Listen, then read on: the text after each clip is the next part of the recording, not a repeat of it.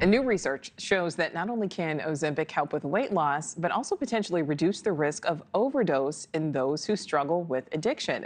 The study, published in the medical journal Addiction, looked at data from over 1 million patients who were prescribed obesity treatments and found that those diagnosed with alcoholism had a 50% lower chance of relapsing while taking the medication. And those with drug use disorders had a 40% reduced chance of overdosing.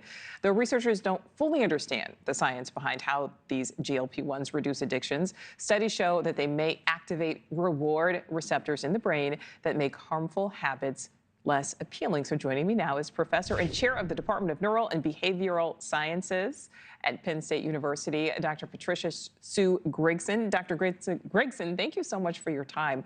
What is it about GLP-1s that seem to be the key to these other added benefits? Now, thank you very much. I think one of the biggest things is that, as you described, they are able to reduce craving. They are substances that are produced in our gut and in our brain, so they're there already in order to help us to stop eating, stop drinking, for example, when we've had too much. And these receptors are throughout the entire brain, and that helps us then to regulate our behavior. As you described as well, or hinted at, they reduce the rewarding properties of food and alcohol, opioids, like fentanyl and heroin as well. And they also seem to reduce our experience of craving for those substances, and even withdrawal. You know, and as somebody who studies behavioral health, neural health, are you surprised at these results? Well, in a way, I'm not. I'm very, pleased to see it.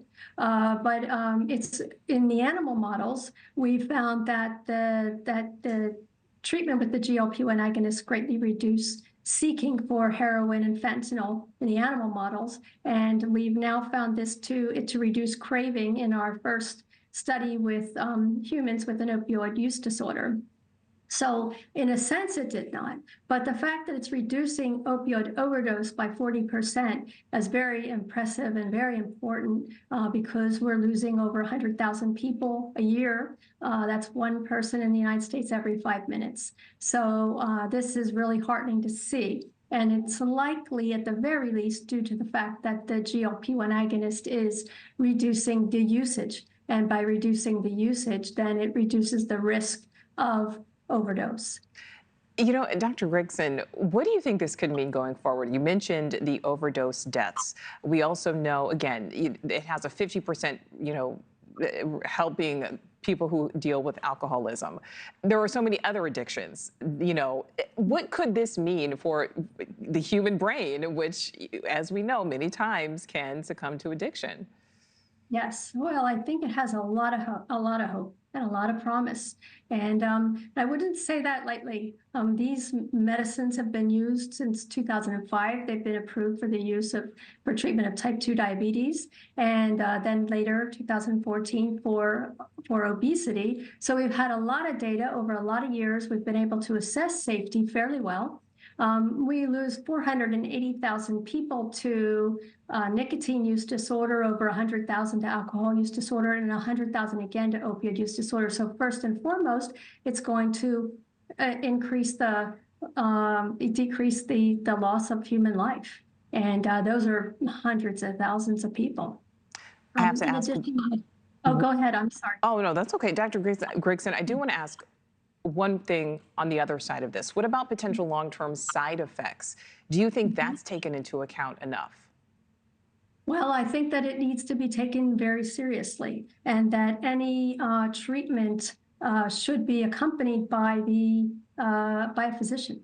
And a person should be monitored, whether it's for body weight or type 2 diabetes, and certainly for any substance use. It's not been approved for the treatment of any substance use yet. But an individual should be monitored continuously, because some people, these medicines aren't good for some individuals, or some individuals need a different medication of a similar formulation. So I think there are some risks relative to the gut, for example, the motility of the gut. So yeah, it's very important that individuals are monitored when they're taking these medicines.